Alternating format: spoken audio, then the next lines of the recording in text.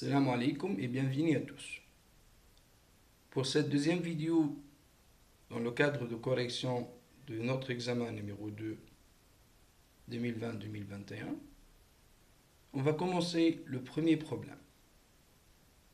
Le problème, comme on a dit l'autre fois, c'est autour des séries entières. Et il commence dans sa première partie par quelques résultats préliminaires qu'on va l'utiliser après. Alors, pour ce fait-là, il introduit donc pour le problème numéro 1 une fonction f définie par xf de x exponentielle de x sur moins 1 plus l'infini, et la fonction gamma que vous savez bien sûr avec le domaine de définition L plus étoile. Ok. Donc, partie 1, on va essayer de voir que notre fonction xf de x sur moins 1 plus l'infini, ça réalise bien une bijection de cet intervalle sur moins 1 plus l'infini. Bon, ça c'est une question donc, qui est simple. Donc ici, problème numéro 1.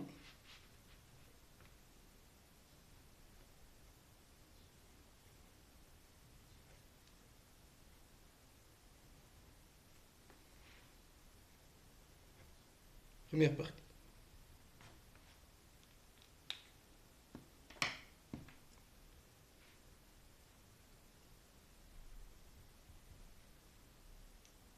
Alors, donc f de x égale x exponentielle x. Bon, cette fonction, normalement, en général, elle est définie partout, mais on va s'intéresser à sa restriction sur moins 1 plus l'infini. Donc, cette fonction est bien dérivable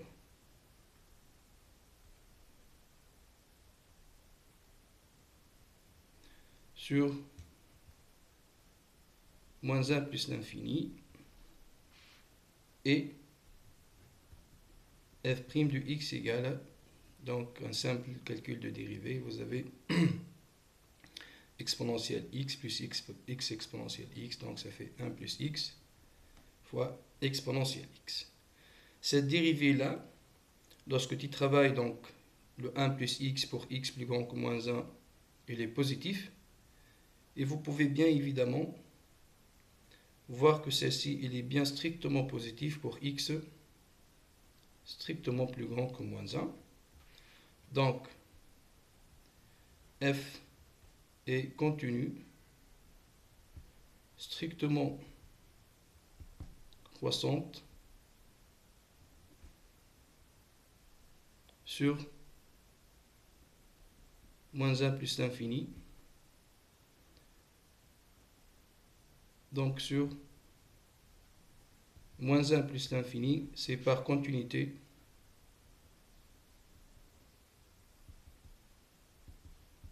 sur le domaine fermé. Ça va? Donc l'application, c'est continu, strictement croissante, donc ça réalise une bijection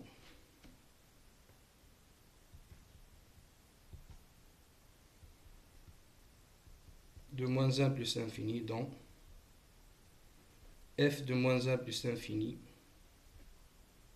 Ça, c'est égal à quoi? Donc, puisqu'elle est strictement croissante, l'image de moins 1, donc ça fait moins e moins 1, et l'image de l'infini, si la limite est égale à plus l'infini. Ça va, donc ça réalise bien une bijection. On peut bien sûr définir maintenant l'application. Il a appelé W, c'est la fonction réciproque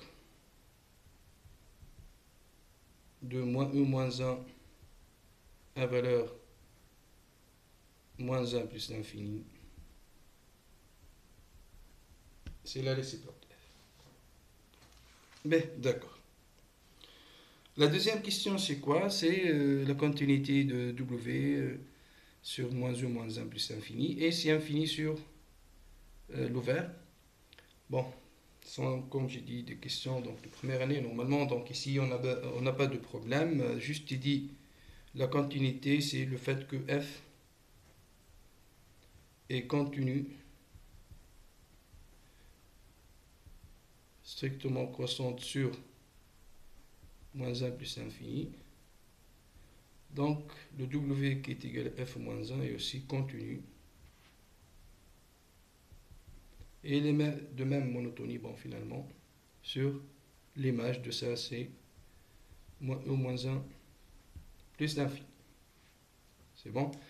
Pour la régularité donc, de classe C infini, il a demandé, on a un théorème, qu'est-ce qu'il dit? Il suffit de vérifier que le f est C infini et que la dérivée ne s'annule jamais. Bon, voilà. On a bien que f est de classe C infini sur moins 1 plus l'infini et f' de x qui est égal à 1 plus x exponentielle x est différent de 0 quel que soit x plus grand que moins 1. Donc notre application, le w, la réciproque, est C infini sur moins E moins 1 plus l'infini. Ça va? Ben, donc quelques questions préliminaires. On va passer maintenant à la troisième question. C'est de voir donc quelques propriétés locales pour l'application W au voisinage de 0 et au voisinage de plus infini. Donc on va voir maintenant dans la troisième question pourquoi W de x est équivalente à x au voisinage de 0. Bon, on tape bien le choix ou bien de voir parce que vous remarquez bien ici que l'image par l'application f de 0 c'est égal à 0. Donc il suffit de trouver un équivalent de f pour trouver l'équivalent de sa réciproque parce que les deux tu joues bien sur le même voisinage si vous voulez. Mais sinon la même idée, tu peux bien faire un petit changement de variable, c'est-à-dire tu cherches bien la limite lorsque x tend vers 0 de w de x sur x. C'est bon?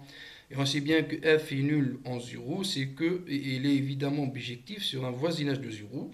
C'est-à-dire tu fais un simple changement de variable. C'est quoi ce changement-là? C'est que x est égal à f de t. Et celle-ci, bien, ça tombe bien vers 0 lorsque t tend vers 0. Donc, c'est la limite lorsque t tend vers 0 de w de f de t sur f de t, et ça c'est égal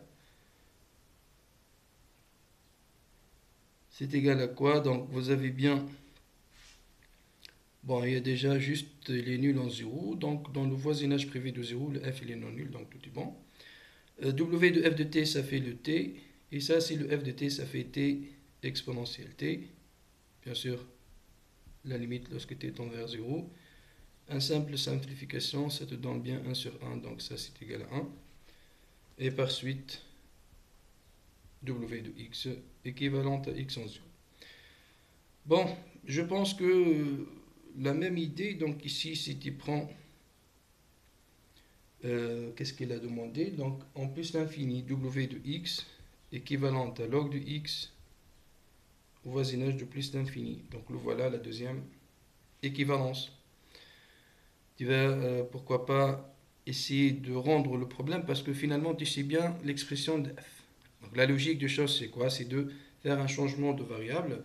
Et ce qui te donne l'occasion ici, c'est quoi? C'est que aussi au voisinage de 0, vous avez bien f et les voisins de 0.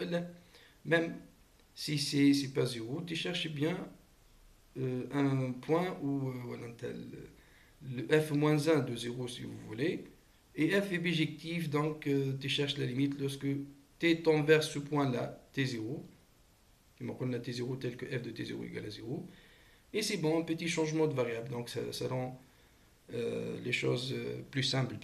Donc ça c'est le wx équivalent à ça. Comment je peux bien sûr trouver ça? La limite, lorsque x tend vers plus l'infini, c'est ce qu'on cherche, de w de x sur log de x, le même changement de variable. On sait bien que le f, bien sûr, au voisinage de l'infini, c'est un changement de variable d'un voisinage de l'infini à un voisinage de l'infini, donc avec x est égal à f de t, qui tend bien vers l'infini lorsque t tend vers l'infini, c'est la limite lorsque t tend vers plus l'infini de quoi?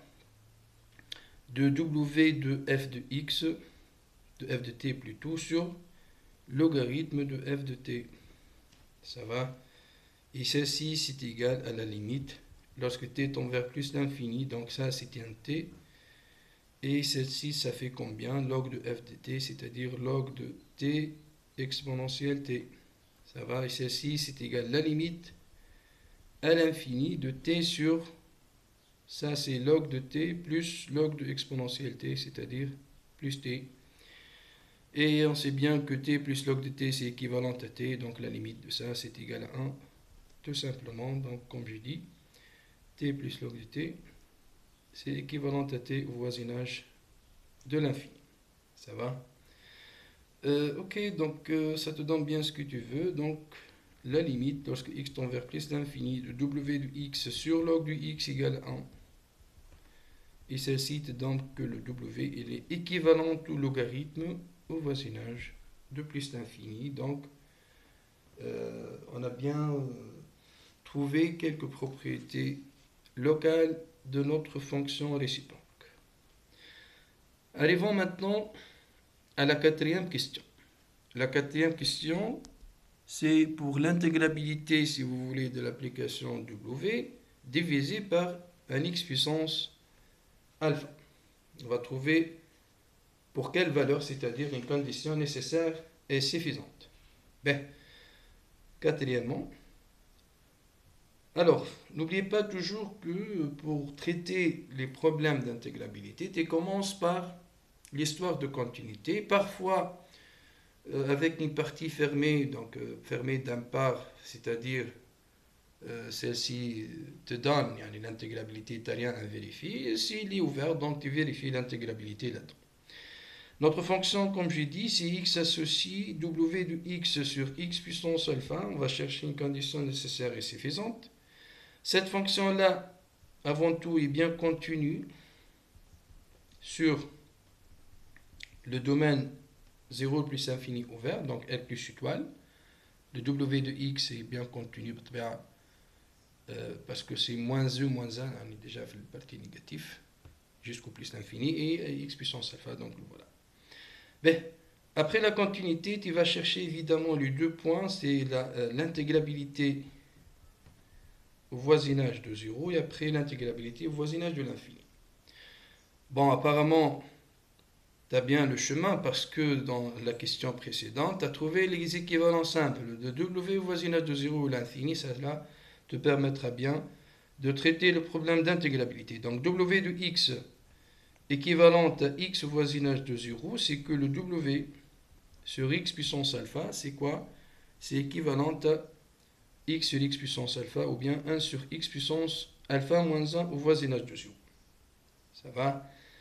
Et voilà, donc x associe 1 sur x puissance alpha moins 1, intégrable au voisinage de 0, si seulement si quoi? Donc vous avez bien pour les fonctions de Riemann, au voisinage de 0, ça nécessite que celle-ci est plus petit que 1, fait l'infini, toi, plus grand que 1, donc alpha moins 1, plus petit que 1, si seulement si, alpha plus petit que 2. C'est bon? Et voilà, donc ça te donne aussi que cette fonction-là, le w de x sur x puissance alpha, bon, finalement, on travaille avec deux fonctions qui sont équivalentes, donc on a la propriété d'intégrabilité au voisinage de 0. C'est bon, donc ceci te donne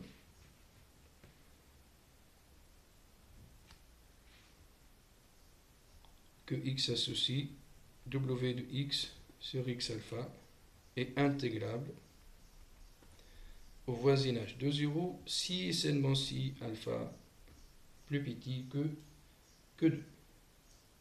C'est bon?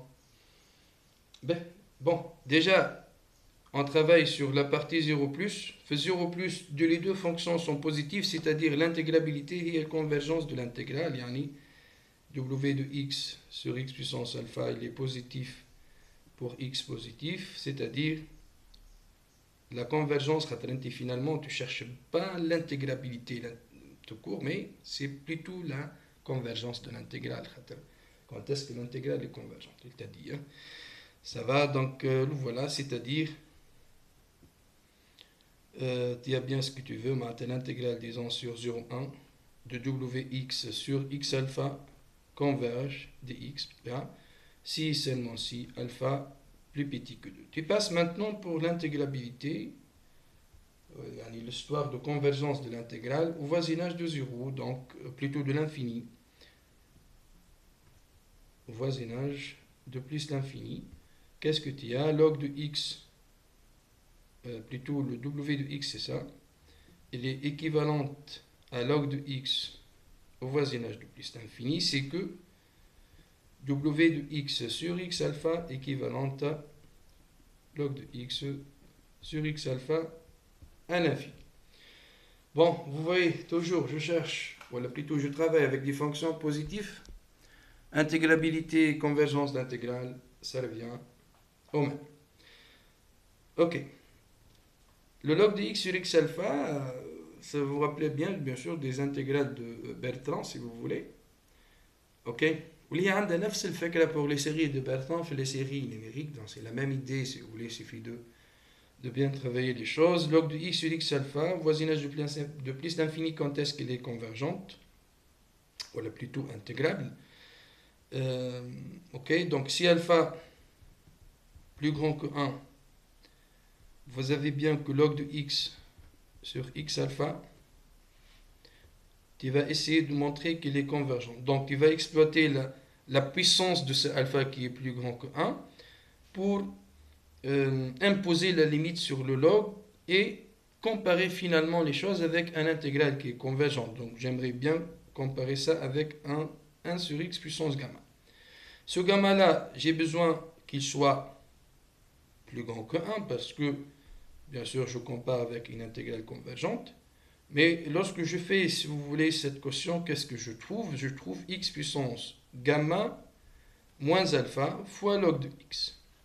Pour que celle-ci tend vers une limite finie ou à la 0, il suffit de choisir les choses telles que gamma moins alpha soit négatif, c'est-à-dire gamma plus petit que alpha. Bon, ici, excuse-moi, gamma plus grand que 1. Et d'autre part, plus petit que alpha. On peut trouver, bien sûr, un gamma qui vérifie ça parce que le alpha est plus grand que 1. Donc, soit un gamma vérifiant ça, cette quotient, ça te donne celle-ci, puisque cette quantité est négative, ça tombe bien vers 0. Lorsque x tend vers plus l'infini et l'horizon, donc le voilà, il suffit d'indiquer le x, voilà, plutôt le puissance, il faut que le x est négatif, multiplié fois log de x, bien sûr, le x, il va imposer sa limite. Ça va? Bon, entre deux parenthèses, il y a un grand problème pour les étudiants, on a remarqué les choses, que ce soit le concours, les examens, partout, hein, dans l'histoire de les limites. Ils font toujours, je sais pas, n'importe quelle expression, il a besoin de fait que ça tend vers 0 pour dire qu'elle est intégrable. Donc il écrit toujours ça tend vers 0, mais c'est pas comme ça. Tu dois donner au moins une petite vérification comme ceci. Donc c'est une puissance négative pour x. Bon, il suffit de signaler que ceci est négatif avec un log, ok, et pour dire que ça tend vers 0. Ça va? Donc voilà, je sais pas, tu peux maintenant ici ajouter le fait que log de x, il est négligeable devant x puissance alpha moins gamma, au voisinage de plus l'infini. Donc ça te donne bien que le quotient tend vers 0. Ma fille, c'est une petite vérification. Pourquoi? Parce que dans la plupart du temps, comme j'ai dit, on trouve des choses qui ne sont pas bien vérifiées, et celle-ci pourra être une source d'un 0 pour la question. Méfiez-vous, hein. Une petite vérification, ma faiblesse, pour faire convaincre, voilà, pour montrer au correcteur que tu comprends bien ce qui t'est écrit, c'est pas quelque chose que tu l'apprends. Bref, ça tombe bien vers 0, comme on a dit, ça te donne bien ce que tu veux. Pourquoi? Le x associe 1 sur x puissance gamma est intégrable au voisinage de plus d'infini. Pourquoi? Parce que le gamma il est plus grand que 1, c'est une intégrale de Riemann. Ça te donne bien que notre fonction log de x sur x alpha et par suite l'application qui est équivalente bien sûr w de x sur x alpha est intégrable au voisinage de plus l'infini. Ben ça va, ça c'est pour alpha plus grand que 1. Si alpha maintenant, je ne sais pas, normalement on va discuter. Si alpha, on a besoin de discuter suivant toutes les valeurs possibles d'alpha, y compris l'alpha égale à 1, le alpha plus petit que 1. On peut pourquoi pas faire les deux en même temps. Lorsque tu prends log de x sur x alpha, je pense que vous êtes d'accord, parce que le log de x au voisinage de l'infini, à partir de e, il est plus grand que 1 sur x puissance alpha, c'est au voisinage de l'infini, quel que soit x plus grand que e. Ça va? X puissance, voilà, 1 sur x puissance alpha est non intégrable. Et ça, c'est positif. Donc, tu peux bien, voilà, tu dois ajouter le positivité pour tu montres que tu utilises la propriété des intégrales, de convergence des intégrales pour les fonctions positives. Ça va? Donc ça, c'est non intégrable au voisinage de l'infini, parce que le alpha il est inférieur à 1. Et ceci te donne ce que tu veux, donc x associe log de x sur x alpha, et par suite, l'autre qui est l'équivalent, x associe w de x sur x alpha, est non intégrable au voisinage de plus d'infini. C'est-à-dire, le deuxième intégrable, elle est convergente si seulement si alpha plus grand que 1. Conclusion. X associe w de x sur x alpha, intégrable au voisinage de plus d'infini, si seulement si alpha strictement plus grand que 1. C'est bon, donc conclusion pour les deux, donc, et par suite, notre application intégrable sur R plus étoile, si seulement si tu as bien l'intégrabilité au voisinage de 0 et l'intégrabilité au voisinage de l'infini, alpha plus grand que 1, plus petit que 2. Et qui m'a dit l'intégrabilité ou la convergence de l'intégrale, c'est kiff-kiff parce que tu travailles avec une fonction positive. C'est très bien. Donc, ça c'est concernant la question numéro 4. Donc, on passe, si c'est bon, pour la question suivante. C'est la 5e question. La vérification de gamma. Bon, ça c'est une question classique. 5e, gamma de x, on rappelle, c'est égal à quoi? L'intégrale entre 0 et l'infini de t puissance x moins 1 exponentielle moins t dt. Ça, c'est pour x strictement positif. Lorsque tu prends maintenant x plus 1, bon, x plus 1, ben, lorsque x positif, x plus 1 il est aussi positif, donc je peux bien parler de gamma. Gamma de x plus 1, c'est l'intégrale donc de t puissance x plus 1 moins 1, c'est un x exponentielle moins t de t. Comment je peux faire la liaison de ça avec la fonction gamma? Donc évidemment, pour cette puissance, j'aimerais bien sûr diminuer donc, la puissance pour t, et celle-ci, ça nécessite une petite intégration par partie. Donc je pose u est égal à t puissance x, je les dérive pour avoir x fois t puissance x moins 1, ça va. Et le v', c'est l'exponentielle moins t qui te donne bien v est égal à moins exponentielle moins t. Vous savez évidemment pour utiliser l'intégration par partie pour les intégrales généralisées, donc ça, tu dois vérifier tout simplement que t puissance x exponentielle moins t, le u fois v, sa limite lorsque t tend vers 0, sa limite lorsque t tend vers l'infini existe. Les x est positif, t tend vers 0, t puissance x fois exponentielle moins t, donc bien sûr ça tombe bien vers 0, la limite lorsque t tend vers l'infini de cette même expression, moins tx exponentielle moins t, ça va, c'est simple de voir, donc l'exponentielle moins t impose la limite, et ça te donne bien 0. Le crochet existe. L'existence de crochet te permettra bien sûr de dire que, voilà, donc, l'intégrale entre 0 et l'infini de tx exponentielle moins t dt est égale à le crochet اللي هو قلنا ليه moins tx exponentielle moins t entre 0 et l'infini moins l'intégrale de l'autre, donc moins ça fait plus, l'intégrale entre 0 et l'infini de t puissance x moins 1 fois x exponentielle moins t de t. Ça va? Donc ceci, le crochet on l'a calculé maintenant, c'est bien 0, et l'autre ça fait donc x fois gamma de x. Ça c'est gamma de x plus 1. C'est très bien, donc qu'est-ce qu'il reste? La déduction. Déduction maintenant pour alpha appartient à 1, 2, c'est-à-dire, parce que celle-ci c'est bien convergente, nous a demandé donc de montrer cette identité entre les deux. Donc, ça c'est sixièmement, soit alpha entre 1 et 2. C'est bon. Donc, on cherche bien de trouver l'intégrale entre 0 et l'infini de w de x sur x puissance alpha de x en fonction de la fonction gamma.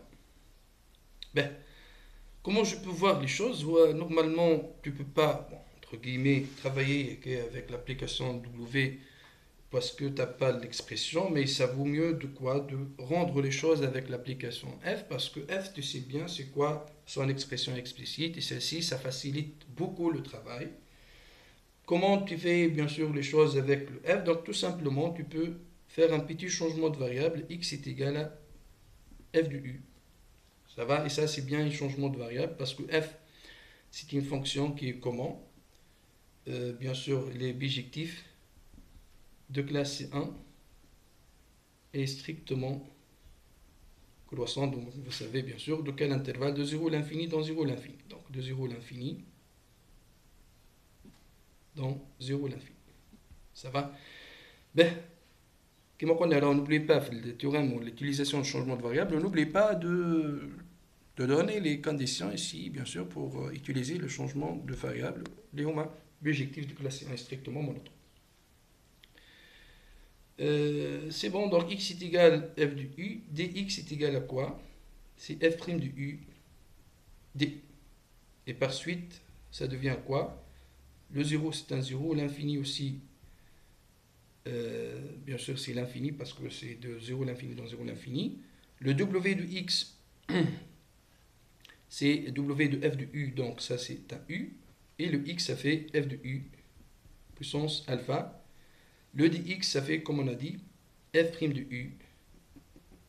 Et ça, c'est égal à l'intégrale entre 0 et l'infini de u fois le f' de u, ça fait quoi? 1 plus u exponentielle u sur, ici, c'est u f exponentielle u plutôt, le tout puissance alpha de u.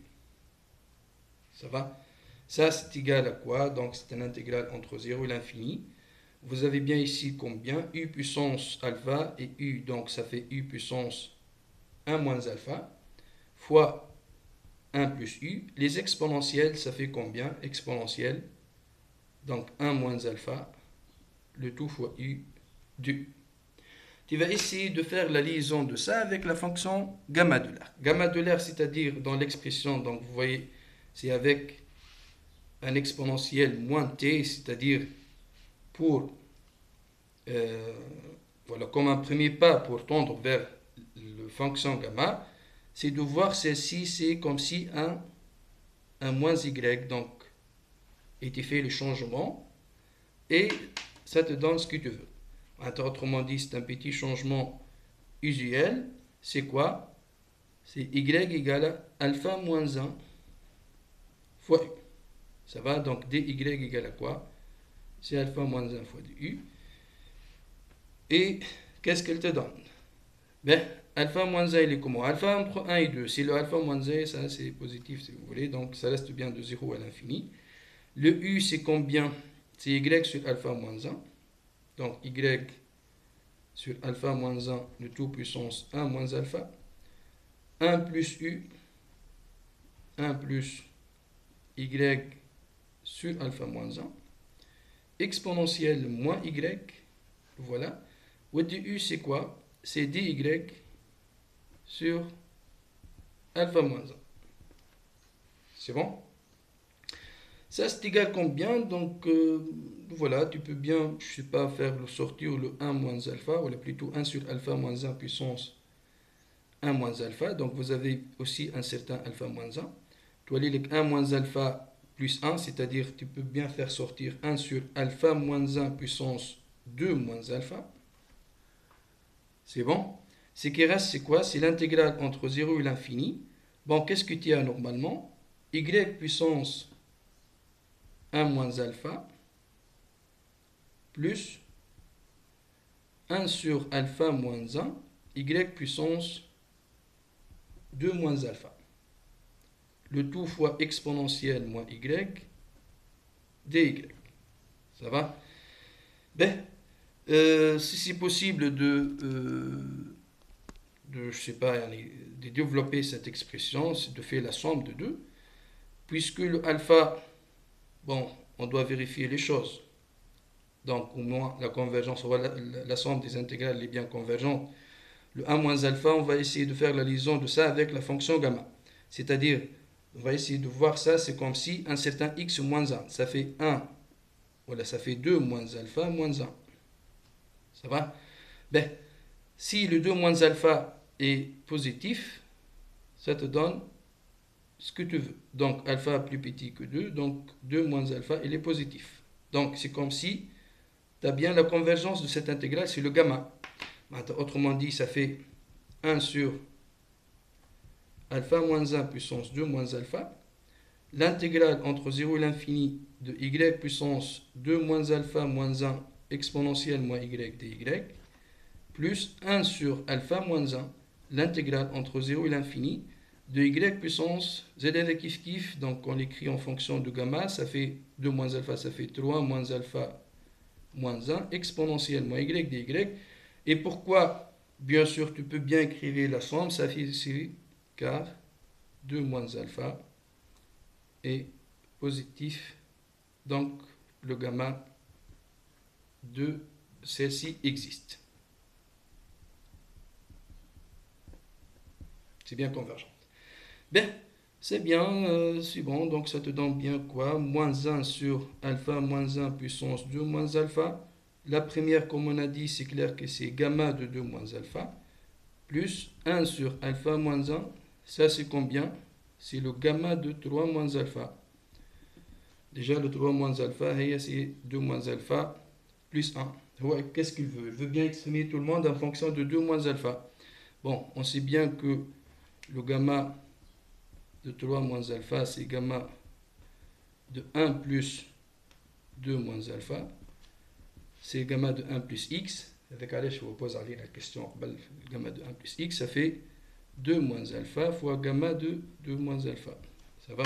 Donc, celle-ci, qu'est-ce qu'il te donne? Il te donne 1 sur alpha moins 1 puissance 2 moins alpha, gamma de 2 moins alpha, plus, celle-ci, comme on a dit, c'est 2 moins alpha sur alpha moins 1, gamma de 2 moins alpha. C'est bon, il suffit de regrouper les choses, donc ça fait donc combien? 1 plus 2 moins alpha sur alpha moins 1, le tout sur alpha moins 1 puissance 2 moins alpha fois gamma de 2 moins alpha. Et celle-ci, qu'est-ce qu'il te donne? Donc c'est alpha moins 1 plus 2 moins alpha. Ça fait 1 sur alpha moins 1. Donc c'est-à-dire c'est 1 sur alpha moins 1 puissance 3 moins alpha. C'est bon? Fois gamma de 2 moins alpha. C'est qu'il faut démontrer. Donc le voilà pour cette dernière question de la première partie. J'espère que ça a été clair. Je vous remercie pour le suivi.